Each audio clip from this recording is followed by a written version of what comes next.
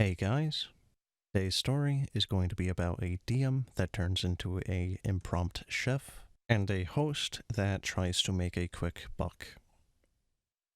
My normal D&D haunt has gotten a tad overcrowded, and a few of the other players asked if I'd be willing to run sessions at a new location. The spot is 5 minutes further away, so no problem. Flash forward to the first session. I get a text a few hours prior to the game, asking me to grab snacks on my way home. Again, not a problem. I typically bring something whenever I spend time in someone's home. First session goes slowly but smoothly as I introduce the cast, characters, and basic premise. Week 2. The host jokingly asks me to bring dinner for everyone, then passively-aggressively jokes about how chips and soda aren't healthy and aren't really a dinner. The host also invited 2 more players, so I had to make characters and introduce them to the session as well. I won't lie, it went slower than I would have liked, but new players have questions. As the night wraps up, our host starts talking about how he wants dragons to play a big part in the campaign. I mentioned that he can count on that, and eventually head home.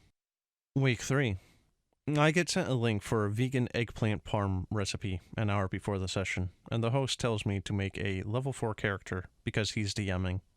I was a little confused about the recipe, and a little irked because at this point I have 3 weeks worth of prep finished. When I arrived, I had 2 people I never met come out to help me bring everything in. It threw me a bit off, and we laughed thinking it was a case of mistaken identity. Turns out we were all there for the same reason. Our host was shocked that I failed to make and bring dinner for 10 people on an hour's notice and apologized to everyone. The session was every bit as janky. He had us all make homebrew dragon riders in his homebrew world, then pitted us into some weird battle that, as far as I can tell, had nothing to do with D&D. Week 4. We hashed out the dinner confusion a few days prior. I wasn't feeding anyone, and if he wanted to provide a meal, that was on him. He supplied a bag of crepes and room temperature tap water as our banquet. I also noticed that aside from him, I didn't recognize any of the 11 other people there for D&D. After a delayed start, people going for food, we sat at the table and our host handed me a few pieces of scrap paper with names and sketches of stick people fighting wing sticks with fire. You can DM again, just pick up where I left off and let us use the dragons as our characters now. Everyone was shocked when I packed up to leave and started freaking out about wanting their money back. Yep, he was charging them $20 for dinner and dragons. His new business startup. Small update. So I actually had one of the attendees reach out to me this morning. She was apologizing for the earful she gave me on the way to my car. Apparently the customers were acquaintances of his that he invited to play. The $20 wasn't supposed to be a cover.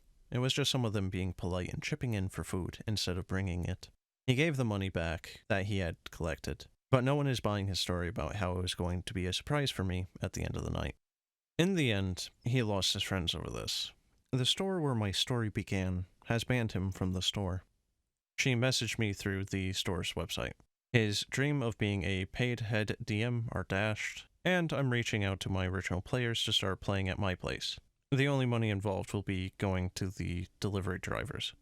But yeah, I feel bad for some of those players because they were excited enough to play that they were willing to donate to the cause sight unseen.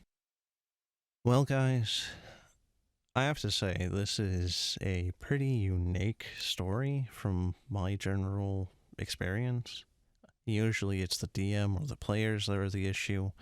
Instead, it was kind of the player that was also the DM that was also the host. In any case, I'm really not surprised that nobody wants to talk or associate with this guy anymore. And so that is the end of the video. I hope you enjoyed. Have a good one.